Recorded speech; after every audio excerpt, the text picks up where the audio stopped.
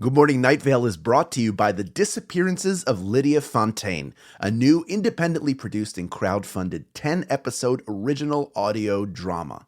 Set in a deceptively familiar world of electronic surveillance and machine-mediated communication, The Disappearances of Lydia Fontaine follows Lydia Ryan and her friends, lovelorn Ethan and wannabe internet sensation Dee, as they struggle to unravel the mystery of her mother's disappearance. Escape the sinister Fontaine family, and survive the feud over her grandfather's supernatural legacy. It weaves bitter family drama and high-stakes intrigue with fantasy and cyberpunk elements to create a surreal mystery about secrets and grudges, old books, big data, and the promise of infinite knowledge. And do not forget the talking birds.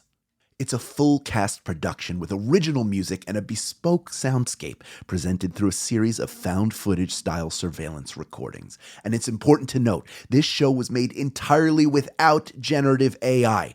Even the computers are voiced by human actors. Episodes are free, and you can start listening right now with the Season 1 finale due to come out on August 16th. For more information, go to lydiadisappears.com. and find The Disappearances of Lydia Fontaine wherever you get your podcasts and start listening from the beginning. Insurance isn't one size fits all, and shopping for it shouldn't feel like squeezing into something that just doesn't fit. That's why drivers have enjoyed Progressive's Name Your Price tool for years. With the Name Your Price tool, you tell them what you want to pay, and they show you options that fit your budget. Enough hunting for discounts, trying to calculate rates, and tinkering with coverages. Maybe you're picking out your very first policy, or maybe you're just looking for something that works better for you and your family. Either way, they make it simple to see your options. No guesswork, no surprises. Ready to see how easy and fun shopping for car insurance can be? Visit Progressive.com and give the Name Your Price tool a try. Take the stress out of shopping and find coverage that fits your life, on your terms. Progressive Casualty Insurance Company and Affiliates. Price and coverage match limited by state law. When a window closes, so does a door.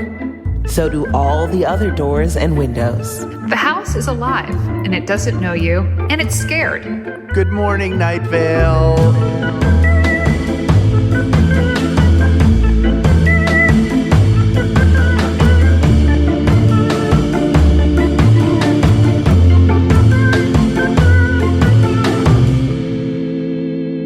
It's me, Hal Lublin, who plays your buddy Steve Carlsberg. And me, Symphony Sanders, your favorite charter to Mocha Flynn. And me, Meg Bashwiner, Deb, the sentient patch of haze, here for you to talk to you about the podcast. Welcome to Night Vale. Let me be the last person to wish you a happy new year, because it is January 14th in the world where you're recording this, where you're hearing this recording. We are recording it. It's still 2020 where we're coming to you from. I'm so sorry. Is it better then? Yeah. Yeah. I'm older. It's Future possible we could be talking to you from a better place, or we could be talking to a better place. I hope that we're talking to a better place. Currently, it's January 16th, 2020 at 9:29 p.m. Eastern Standard Time. December 16th. December 16th. What did I say? You said January 16th. It's just that we're coming to you from the future. We're 2 days into the future. We are time traveling. We move so slow, like The Stranger, that we actually move around time. You think we're just almost barely moving, but we're going so fast, it appears motionless. More on that in a second. Meg, I'm sorry I cut you off. It's okay. We're the saddest time travelers because we just traveled 2 days into the future to record a podcast, a recap podcast about a show that aired in 2015. So, hey, and feel great about that. This episode, The Stranger, the description is: a stranger's presence disturbs the radio station, plus an appeal for support from the mayor, another edition of the Children's Fun Fact Science Corner, and a look at the community calendar. Hey, babes, let's talk about it! This episode is launching what is to be a large plot point going forward.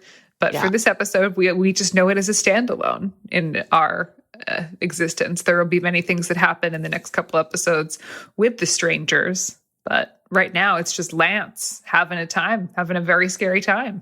Friends. And Kate a little bit. Yeah.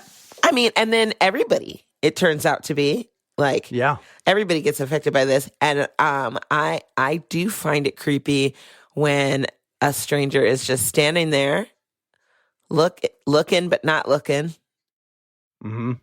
spookily, scarily, just creeping, but not doing anything. Like, it's not like their act of doing something can be intrusive, but I think the act of not doing anything is possibly more freaky. You know, because you're like, what's wrong with you? You should have somewhere to go, be able to do something, but like, you're just creeping around being a creep. Sometimes I think I'm a creeper. Here's why. Okay. Because I do like people watching. And I don't like to Same. be caught people watching. So I will, if somebody seems interesting, or I'm like, what's their deal? Or I just look at them and start thinking about something else. And then we have the moment where they look at me and I have to very quickly look away because I've been caught. I wonder if they were like, oh, what a creeper. Or it's even, what's even worse is when you're looking around and you catch someone looking at you. And you're like, hey, that's my thing. I'm the one who watches. Oh, how? I'm Uatu. If number one, I'm also a big people watcher. Sunglasses, those are key because you can look at anybody. They don't know you're looking. Sure. Also, if I see somebody looking at me, I look right back. Oh. I'm not gonna look, and I want them to be uncomfortable and look away. I love it. You get into a staring contest with them. She a freak. That's good. I believe that. I mean, I know it. I think that we're better at people watching than we want to believe. I think because, not to toot our acting and performing horns, but we're very perceptive to people around us and when they're like their energies and when they're watching us and where their energy is, like what they're doing. So we, as like an actor and a performer, we kind of have like a sixth sense about awareness of other people. Because we spend so much time like having that kind of unspoken energy on stage. Totally. Do you ever feel sociopathic because you see somebody do something or they have a reaction and you're like, I'm going to use that at some point? When I have to appear either overjoyed or angry or sad, like that's a great little character piece. Absolutely. And then I'm like, am I a person who, like, when I pretend to the others that I know what happiness is, this is something I will use to fool all of them. Yeah, maybe, but like, I don't think it's, I don't think you're a sociopath though. I think it's more like people look cute doing this thing, or this looks very like you're being touched. Like if somebody's like, oh, that's touching, and you're like, oh, that's a nice way to react to that. I don't know. Maybe it is sociopathic. I don't know. But I think I work outside in a lot of times where I start with like, this is a reaction. What would cause that? Why does somebody get to the point that they throw their arms up or they like just like pull themselves in real tight?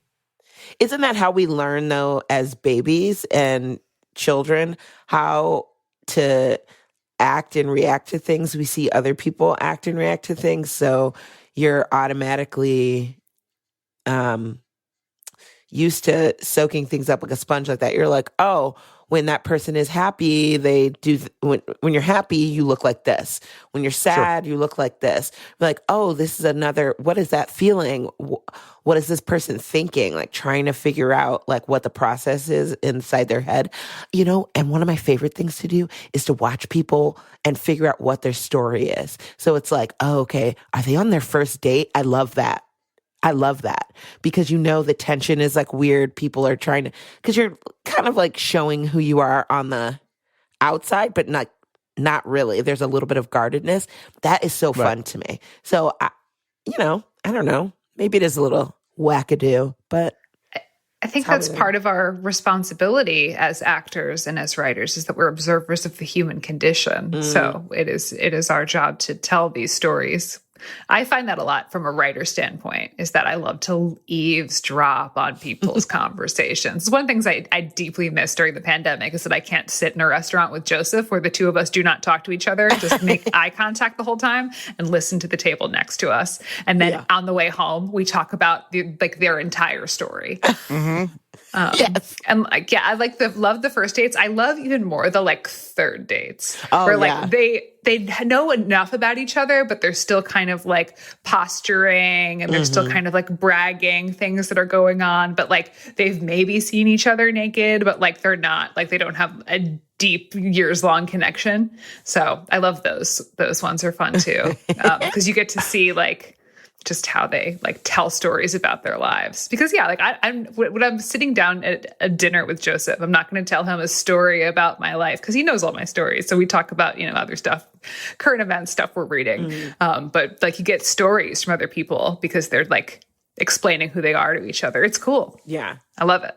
My favorite thing is in that vein, when somebody's having a too loud conversation or you only hear half of it, either they're on the phone or just they're the loud person, I will construct your entire life over the rest of the evening until I lay my head down to rest. I will continue to talk like you and build off of things that you say and heighten things. And that is so much, that fit like, for some weird reason, that's a creative pocket for me that I really enjoy living in. Yeah. I definitely do the thing where I'll start talking like someone else. Like I'll see someone or they'll be talking to their friends. And my ex always used to get really annoyed by this. He's like, somebody's going to come over here and yell at you. Because like someone would be like, oh, ha, ha, ha. And I'd be like, ah, ha, ha, ha. And I can't help it. Like it's a thing. I do the same thing with TV. If I hear like a commercial or something, I'll just automatically repeat it. And I'll be like, because it's either a silly turn of phrase or I want to see how that sounds in my mouth. That sounds so crazy. Yeah. I used to do that with Wolfgang Puck the first time I saw him on television. Oh, nice. I was like, He's first so we put Austrian. the celery into the soup, and then you do the other thing into the soup, and then the pizza goes in the oven. Like, it just blew my mind that somebody spoke like that and was on television speaking like that. And I knew who he was. Yeah. I'd never seen him or heard him speak, and that just blew me away. It's like, they're going to take the lamb, and we're going to braise it on the outside, and then it's going to go in the oven for 30 minutes at 450 degrees Fahrenheit. What is wrong with you? Do you like anything in life? 140. That's a nice 140 too. I think that speaks to people who like people. Whether you like or hate people, whatever, but find people fascinating. Which I think working in the arts and in humanities, you have to have a fascination for people, because or else your job would be really boring. You would just really hate your job as an actor and as a writer, because you're just like, oh, I got to pretend to be people, or I got to tell the stories about all these people. Them again. What a drag! You do have to be compassionate to other people and empathetic and try and understand people to be able to put yourself in their place, right? As an actor. And I think, especially in this episode, we can see that with Dana. Dana, oh, wow. Like I said, I was saying the other episode, I was like, it's really tough. Like I know Desert Bluffs is going through it and they were really crappy, but like, should we have some empathy toward them, even because they are in help, they are in need, some of those people. And Dana, I think, is echoing that, even though the city council is very anti that. And Cecil. It's hard to forgive. It's hard to forgive. It's hard to forgive, especially when you don't look at it as, well, there's another side to this. There are times where the other party is 100% wrong. Yeah. And this is one of those times.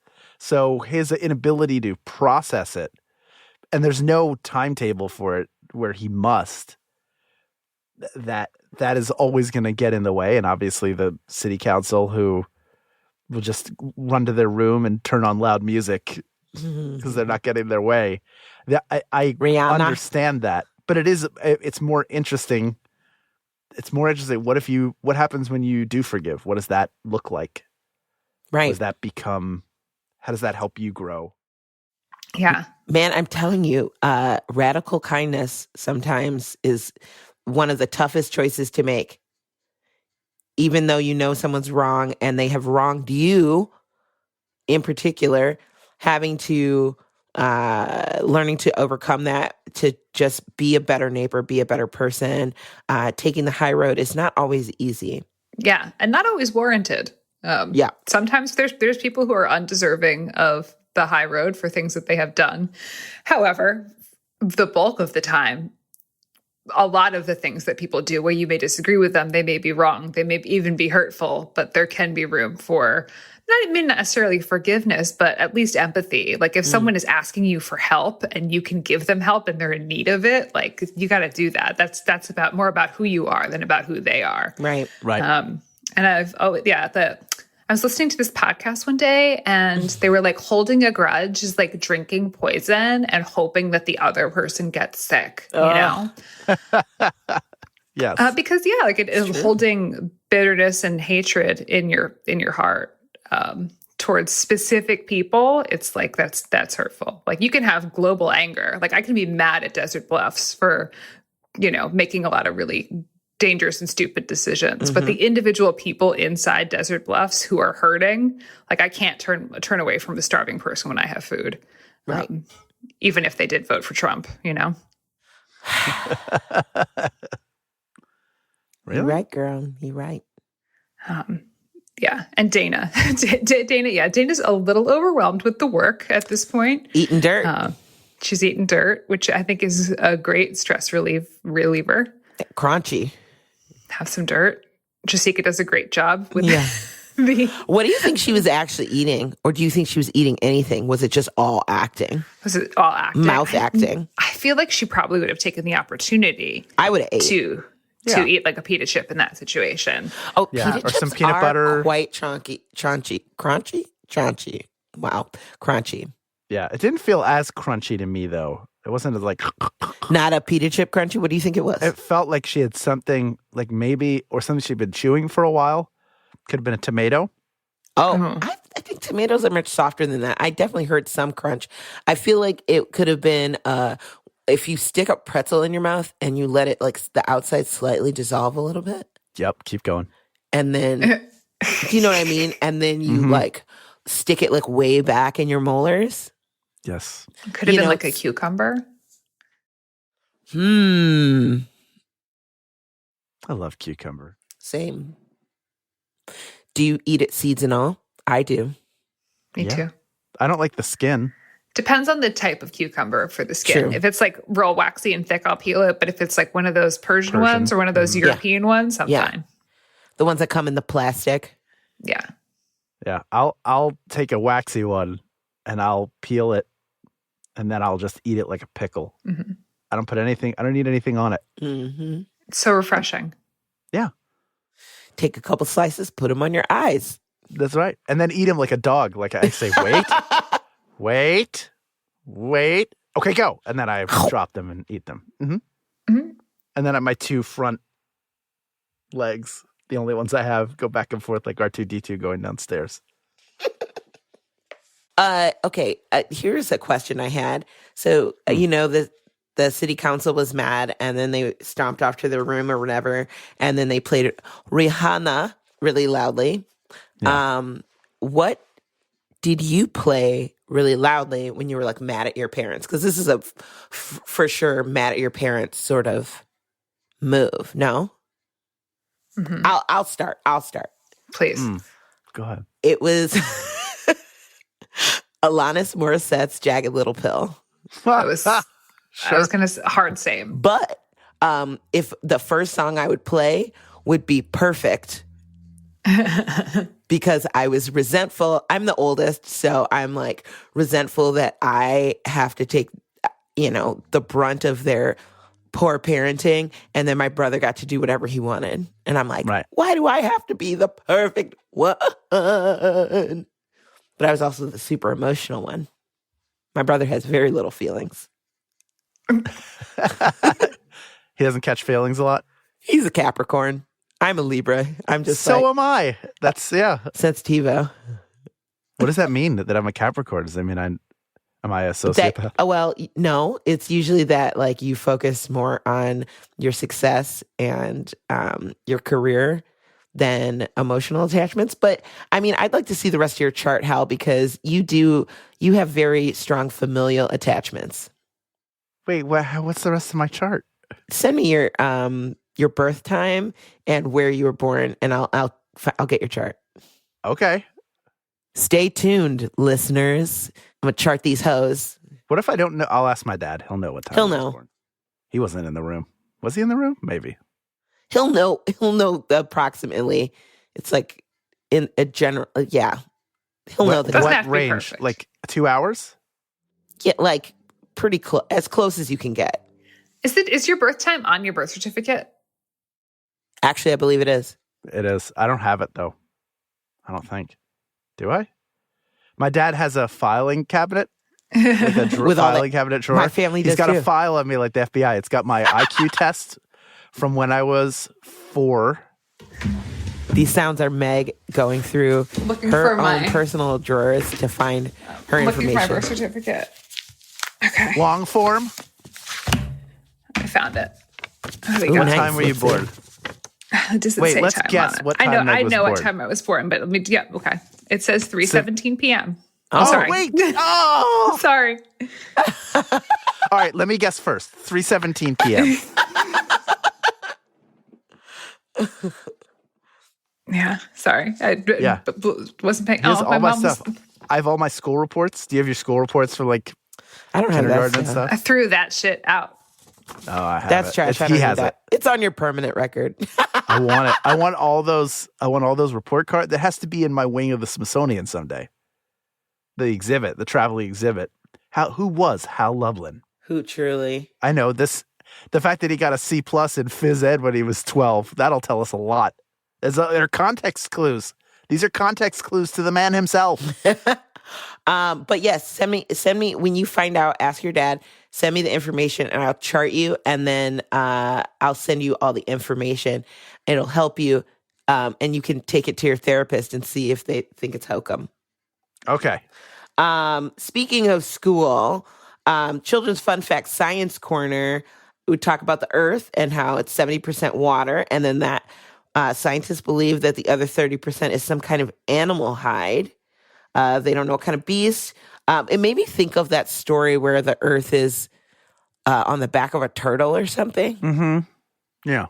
Right? I don't know what myth that is, but like There are a lot of where different- it came from. You know what I mean? Yeah, like we're turtle. It's the Earth is, there Yeah. are a lot of fun origin of the planet stories like that. One of them is definitely a turtle. One of them, it's a beach ball.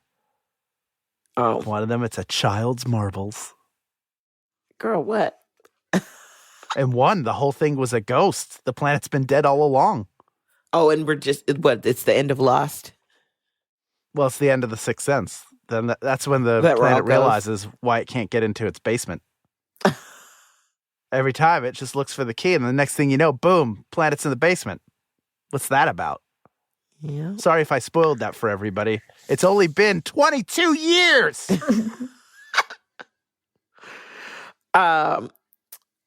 Anyway, so speaking of creepy stuff, Lance gets, I mean, what happens exactly? He gets not zapped up, but the guy disappears and he's in the closet. Lance is in the little storage closet, and he's all gray faced and whatever, but it turns out it's makeup, or no. He just has a passion for makeup, the makeup arts. Okay, good. Okay, good. That's how I understood it. Yeah, that's Was how I that- understood it too. I was like so nervous It was a little twist. because I thought it was going to be another like, oh, apologies to his family or whatever. I love the existence of Lance, who we've never heard of before. Yeah, like there's receptionist. this receptionist that we had no idea existed. Yeah. Named Lance. It's just like this whole other character. I love when we're given the gift of that, where it's like, oh, it's this whole character that's been here the whole time that has this whole unique life that we know nothing about. Yeah. Right. Lance. Which goes to show you how Cecil's point of view is really just like very much on him most of the time. And then he's like, oh, yeah. And then this thing. And that's how we get brought into things. And it's always through Cecil's lens of things as opposed to just like how you would experience it if you just like lived in the town or whatever. But I find that always so amusing. Yeah, it's never about the importance to the town or, No. the world. It's about the importance to Cecil. So this is Cecil's story as far as he's concerned. And because he has the microphone, that's the story you're going to hear. Yeah. I appreciate that this episode was sponsored by your mom. I thought that was sweet of her. So good. Yeah. I wonder how many people were like, that totally sounds like my mom. You know, like the mom being like, telling you that they love you and how they know how much you enjoy this program. And it's just really cute. I just like all the little motherly advice. It's a fond lens for a mother. Yes. I think a lot about, made me think about my mother. And one of the things that I loved the most about her that I didn't discover until after she passed, but I was not a surprise, which is that she would, on Facebook, she would private message people who I knew that she had met through me, she was connected to wish them a happy, if it was their birthday, she would personally write them a message saying happy birthday. Aww. Nothing like super personal, but just reached out, recognized them, took a moment to do that, had that connection. And that's something I've picked up and tried to carry on in some way, whether it's a text message or an email or a Facebook message to try to do that more often, to have that little personal connection. Because I can only imagine that was a nice thing to receive. That's so sweet. Yeah, it's very sweet. It'd be very sweet to get a Facebook message from your friend's mom wishing you a happy birthday. It's just a little piece of correspondence. It's weird to think that both of you came into my life. You've never met her, that No. She passed away. She passed away, I think, 6 years before I met either of you. 5 years? 5 years. That's crazy because there are a whole lot of people who remember her from when I started, but I had never, I hadn't gotten to travel and perform. I hadn't done Night Vale yet. It was like all these things have happened, like entire lifetime worth of stuff in 12 plus years that she has not been a part of. It's crazy. Yeah. It's interesting being your friend, though. Well, because it's interesting to be your friend in general, but because you have such fond memories of her. You have such fond memories of her, and you talk about her frequently and with so much love that it's like we kind of get to know her a little bit. Yeah, You're right. It does. It does feel like I know the type of person she was, and I wish I had met her. Do you know what I mean? Yes. Oh, yeah. She would have loved both of you, and you would have loved her. Did I ever tell you the deck of cards story, just to even it out after telling the birthday story? We were playing cards at our kitchen table, and in that home where I sat, I was right in front of the door to our Florida room, and there's a light right out there, and a moth had gotten in just to that room, not in the house, and it was flitting around the light, and I was watching it. And while I was doing that, she snuck up next to me with the deck of cards and ruffled them up against my neck. So I would think a moth had flown into my body, and I fell over backwards in the chair onto the floor. And then she felt terrible, but we laughed at it because it was a good one. That's another one of my favorite stories about my mother. That sort of evens them out. A very sweet thing she did, but also a wicked sense of humor. Yeah. She saw a prank. If she sees it, she got to do it. I appreciate that. Oh, it's right there. It's right there. Yeah. She would sponsor the show, though. She would give you $10 to do a show. Put it in your skits. Use that in one of your skits. Skits. This is a podcast skit, Use that in your pod skit. It's funny because I'm assuming you're referring to sketches that you worked on and that your mom would refer to as skits. And then I we did short form plays, and we called them plays. And we would get really pissed. People called them skits. Yeah, so there's that same. I feel like my dad used skits more than my mother. Maybe not. Maybe I'm being unfair to him, but there have always been family members who do that. Yeah. We would have to, in our Neo Futures class, where we'd have to explain the difference between a sketch, a skit, and a play. All of That welcome to our masterclass. Yes. So there was always one student that would ask, why is it called a play? What makes it a play, even though it's short? And then you'd have to get into it. Then you'd fail them. And you'd be like, you're unimaginative. So I don't see a future. See, and we would always joke in college, especially when we were doing like full length Shakespeare plays. We're like, oh, time to do a little skit. Time to a little sketch. Put that in your skit. It's like friggin' 3 hours long of like Storm and Drang. Yeah. Oh, speaking of, I want you to imagine King Lear and Cecil, a young Cecil Baldwin, playing, I believe, Gloucester. He plucked out someone's eyes, and we had this great prop. Like, it was the stage fighting on this was very amazing, and he plucked out somebody's eyes and like threw it on the floor. Like his stage direction was just to pluck it out and like hold it in his hand, and then the lights would go out. But Cecil, being who he is, the imaginative Aquarius that he is, plucked out the guy's eye, who happened to be our theater history teacher playing the role, and he squished his eye, threw it on the ground, and then stomped on it. Dark. So with that, I want you to think about the Illuminati. Wait, hold on. What? Just while we're talking, have I told the story of the West Side Story production I got to see in college? No. The West Side Story story? This is a West Side Story story. It relates, I promise. I went to visit one of my best friends. She's still one of my best friends to this day. She went to Ithaca, and I went to Syracuse, so I drove over. And she had a friend in this performance, and she told me before it started, it was like in a church. She said they did it without any fight choreography. I was there for the second performance. There were at least 2 people in slings and 1 person on crutches. Oh. And when it got to the fight scenes, you've never seen people being more ginger. They just locked into a stance and then didn't move, but they were like, ah, ah, ah, but they would not move because too many people had already been hurt. Oh, no. I'm so glad that's the one I went to. You have to plan those things out. Otherwise, that is exactly what happens.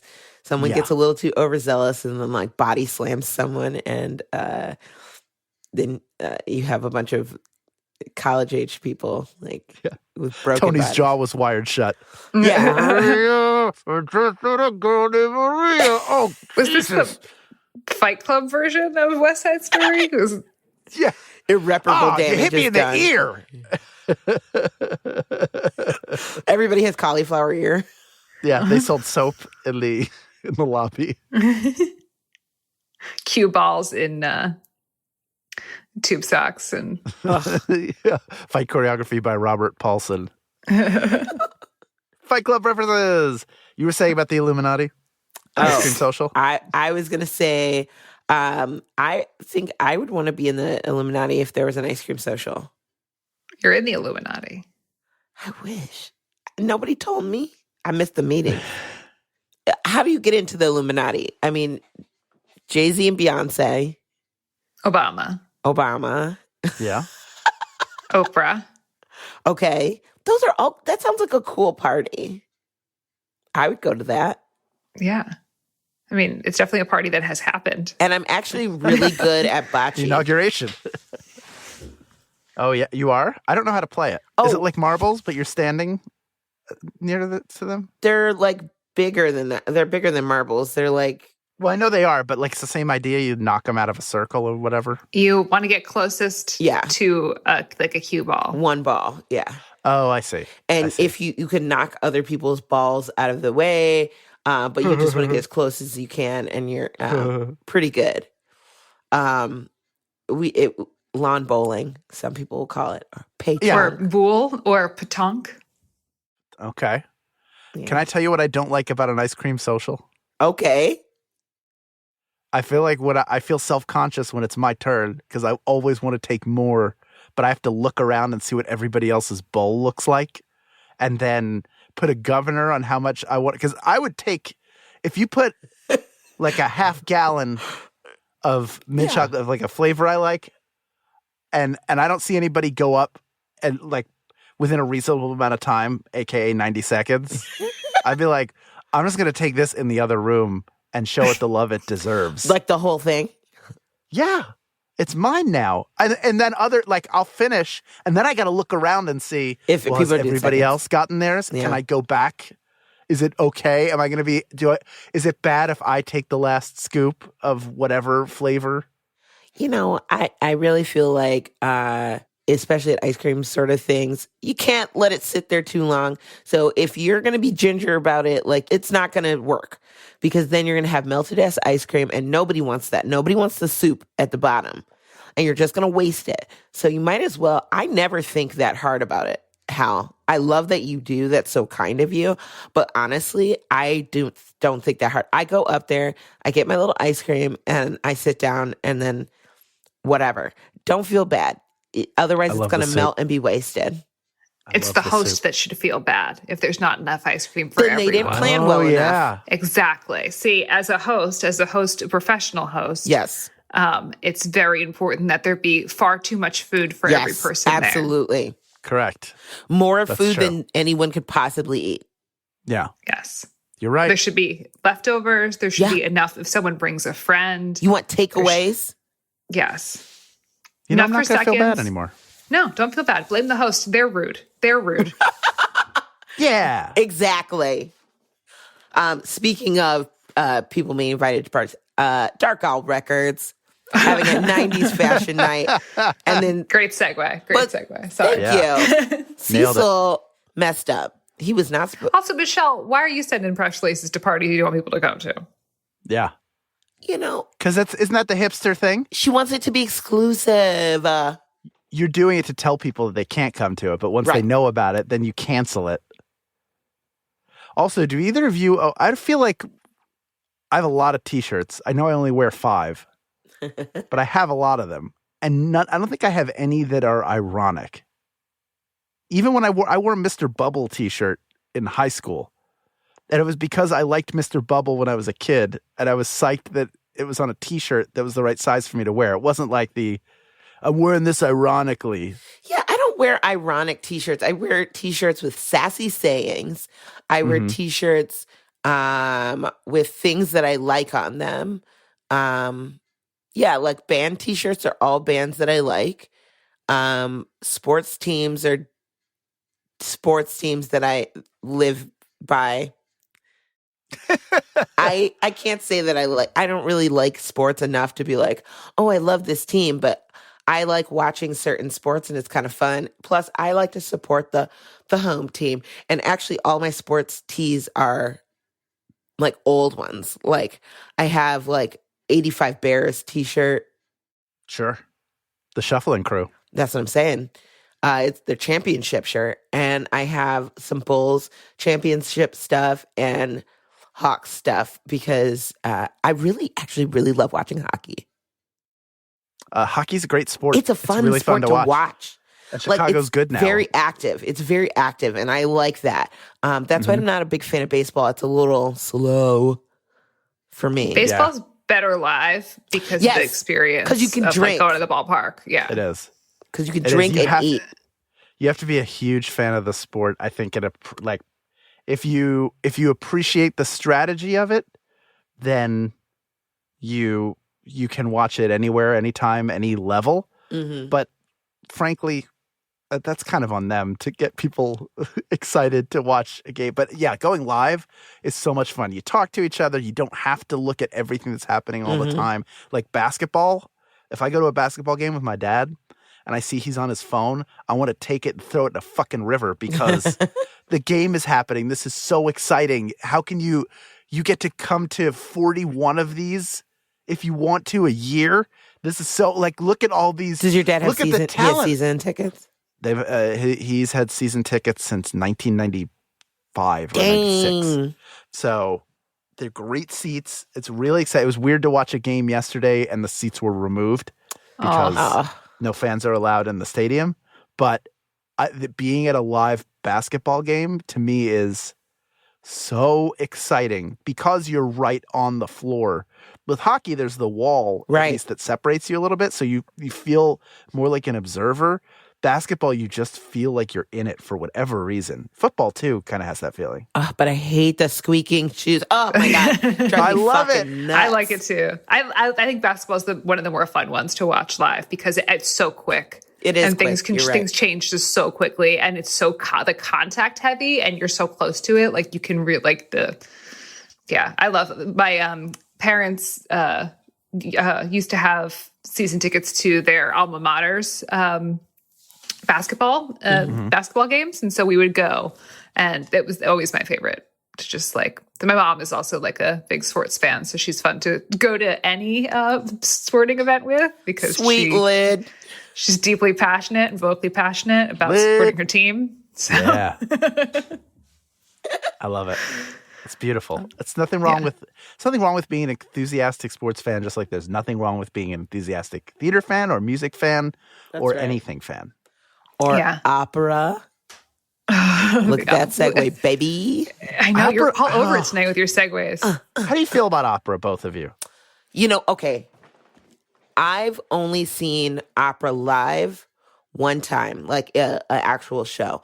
A friend of mine invited me to a show that was being done at the Chicago Opera, and right, it was part of a series, but I didn't realize this fucking shit was like 9 hours long.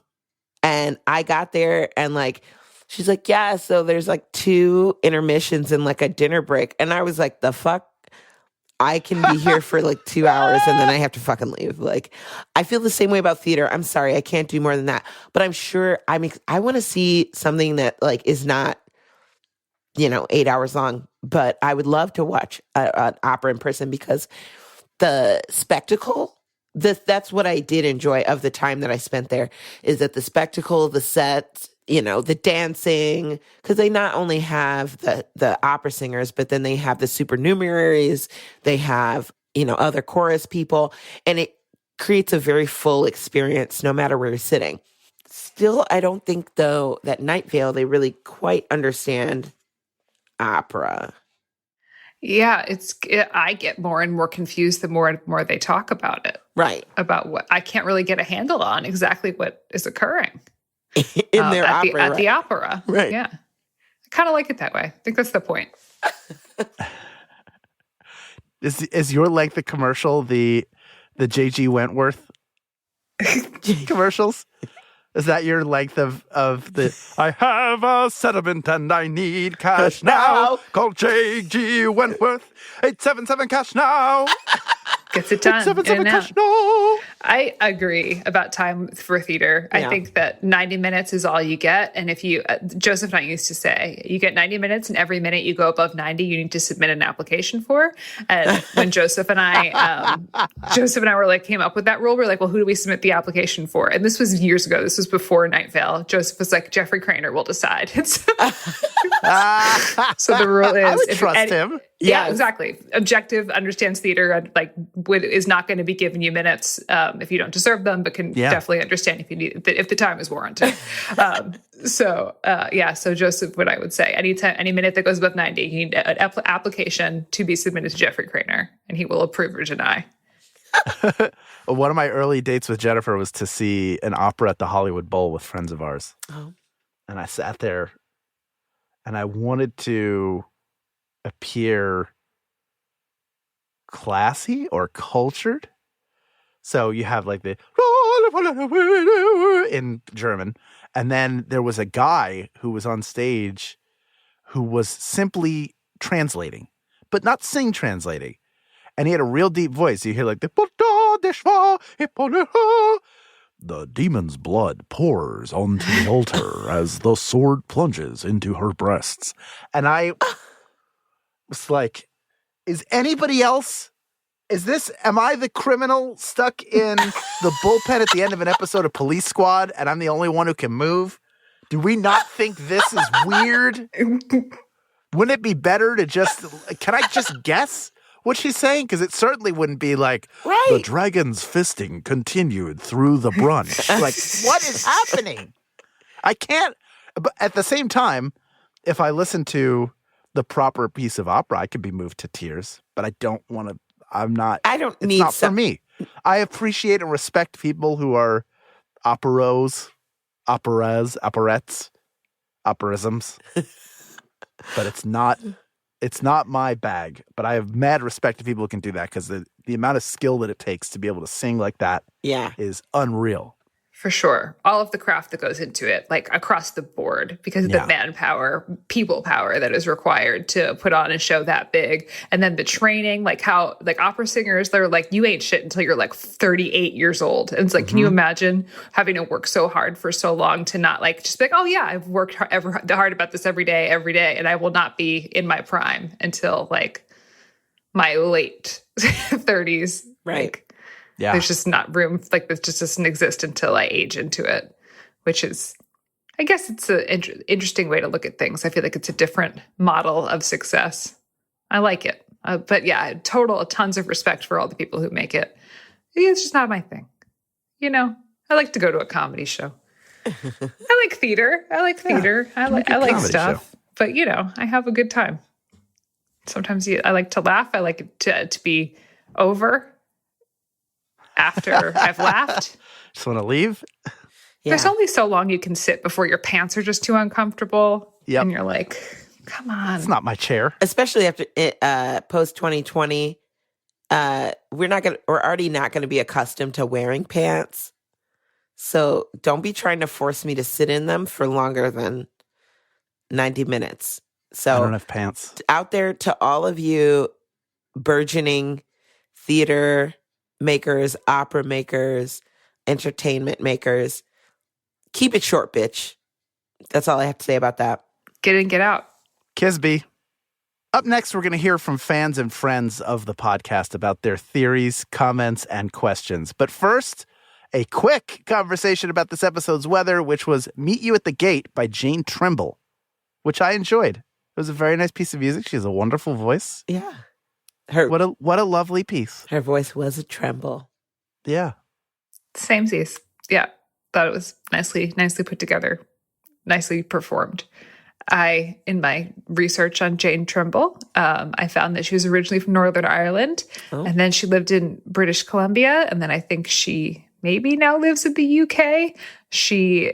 This song is off of her 2014 album In the Morning, which appears to be the only album available from her on the internet. There's a horse on the album cover. So it's your favorite album ever? Yeah. She has a Twitter account that she hasn't posted on since 2019. Is she the stranger? Is she a stranger? Not a lot of information about her. I know that she has performed with Mary Epworth before. Okay. I saw, I think, if it's the same Jane Trimble from Twitter. Do you think we can get an update from Mary?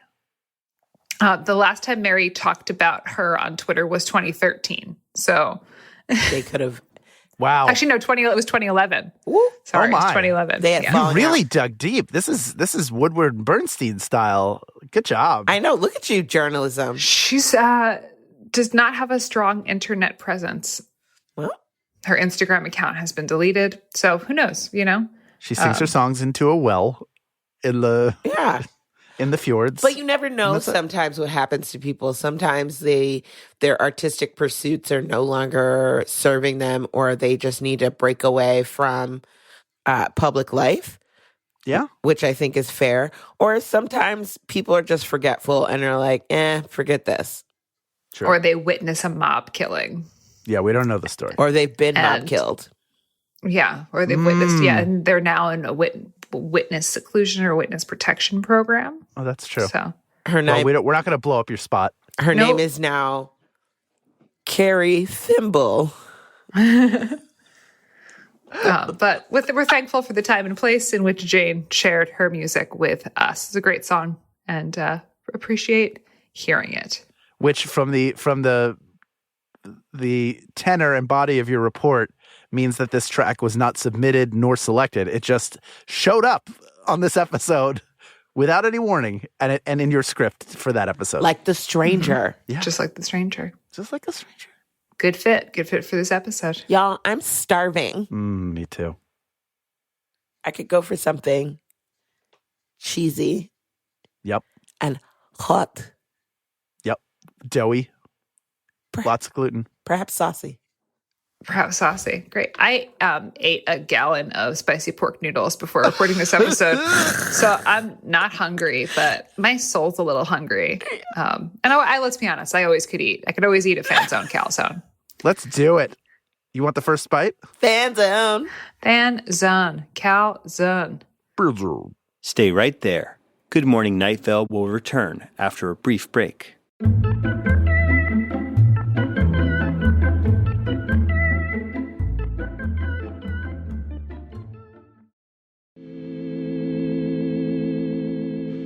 Okay, great. This is Christopher. Christopher writes to us, "Good morning, Meg, Symphony, and Hal. I'm just listening to the most recent Good Morning Night Vale episode where you're talking about pets and offspring named after Night Vale characters.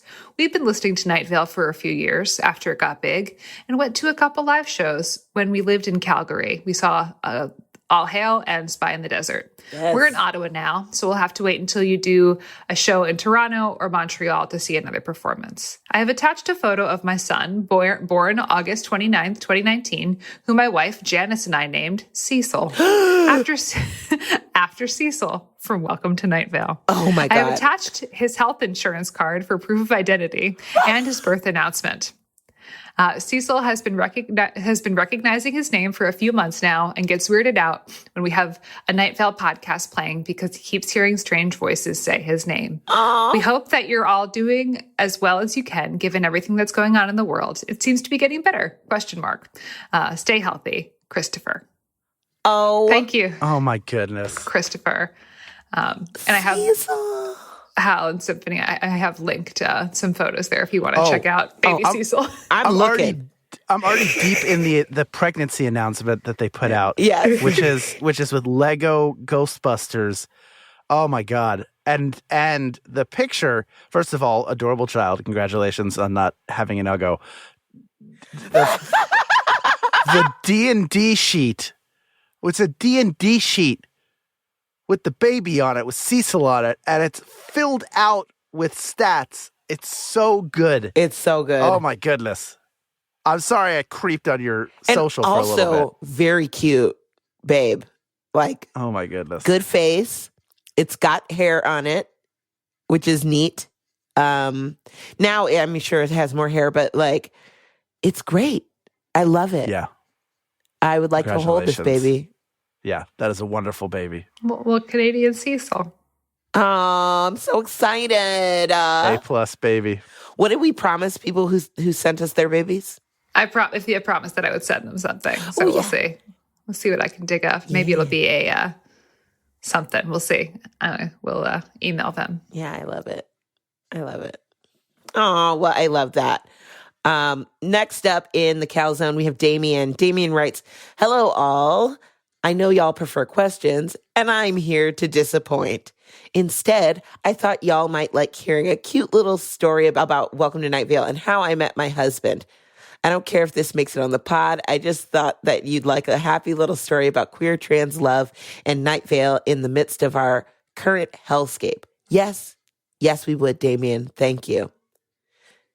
Continuing, they say, "My partner, Charlie, and I met on Tinder, like you do these days. I messaged him about cross-stitching because he mentioned loving it in his profile and told him I've cross-stitched since I was a kid and also love it. He asked me what I was currently working on, and I told him it's a quote from this podcast, Welcome to Night Vale. It says Wednesday has been canceled due to a scheduling error. His response was to tell me that while I might not believe it, he too was currently working on a cross stitch for Welcome to Night Vale that was of the glow cloud. I married him in a lovely tiny wedding on my chosen brother's farm in October. We decided for our unity ceremony, we would spend the month before working on a cross stitch together and then each finish the final stitches during our ceremony to symbolize partnership and shared labor. Aww. Love that. I've attached photos of the Night Vale stitches we were both making when we met and a couple of photos from the wedding. Thanks for being part of the lovely world of Night Vale and being a part of our little love story. Best wishes in surviving our current hellscape, Damien. Damien, first of all, adorable. Y'all are wonderful. Thank you so much for letting us be a part of your special day and your lives together. I'm glad we could bring you together. Another Tinder love story for the books. I see a picture of the happy couple and their lovely dog. Yes. You see just for the picture, I'm like, I would love to hang out and chat with these people. So hopefully the next time a show is near you, I'm there. We can talk afterwards. I would love that. Wouldn't that be lovely? We have a nice little 10-minute chat. Come on. But also, there's no picture of the cross stitch. I can send them. Yeah, please send us the pic because I love what a great.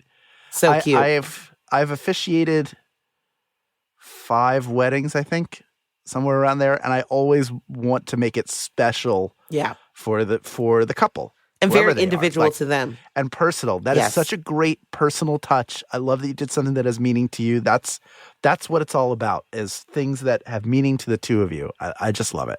Kudos. All right, I'm wrapping us up. I got something from Helen coming in hot. Helen says, "Hi. It's not going to be a long message. I just wanted to share a thought in Night Vale Fandom because it hit me some time ago. You created a podcast which has such a great fandom community. They're also pretty supportive and helpful. If not for Night Vale and its fandom, I would not be able to attend my mandatory geological course from university this summer. We had some financial troubles, and I decided to open drawing commissions, but it didn't work well at first. Unless I posted it on the Night Vale Citizens group at Facebook. Admins pinned my post and bumped it a few times. In really short time, I got enough money to do my geophysical stuff for uni.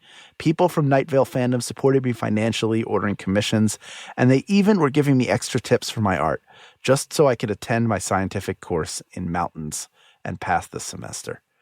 It is really heartwarming when you see you're part of such a lovely community, a community that cares about you and about everyone in it, even though we don't actually know each other.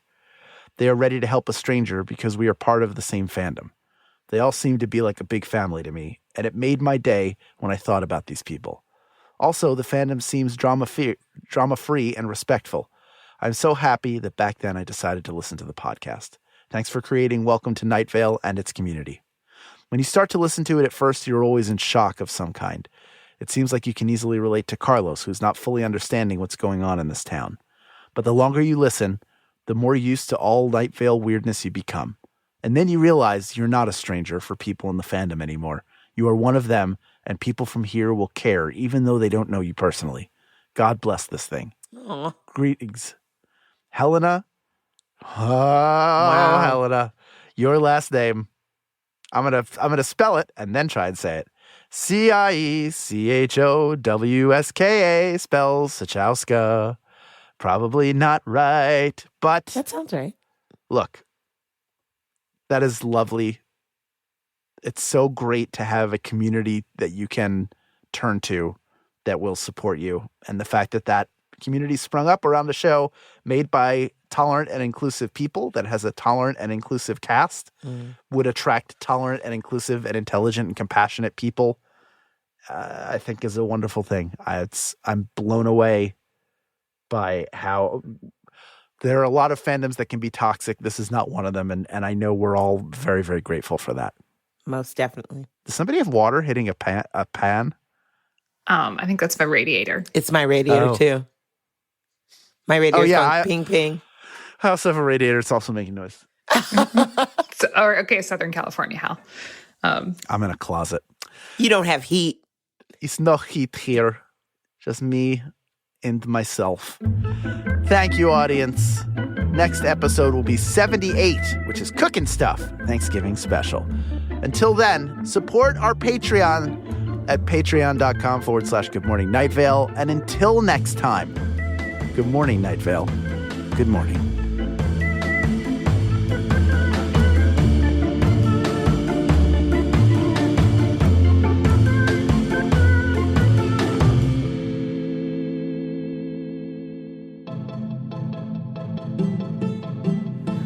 Good Morning Night Vale is a Night Vale Presents production. It is hosted by Symphony Sanders, Hal Lublin, and Meg Bashwiner. It is edited and mixed by Vincent Cacchione.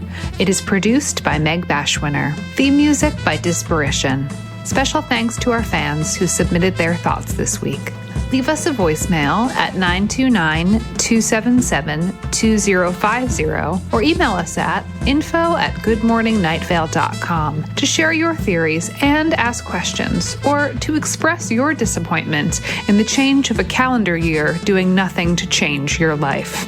This show is powered by our patrons like Dylan Becker, Patrick, Kim Pyle, Brian Sullivan, and Logan. If you are interested in supporting this show in exchange for lots of fun, exclusive, hyper-cool kid content, or just want to see how many Calzone references we can make with our reward tiers, check us out at patreon.com/goodmorningnightVale. For more info on this show, go to goodmorningnightVale.com and follow us on Facebook and on Twitter at Night Vale Chat. Special thanks to Joella Knapp, Jeffrey Craner, and Joseph Fink.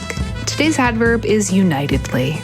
Now it is time for us to set our differences aside and unitedly decide that white supremacists don't get to be in our goddamn union.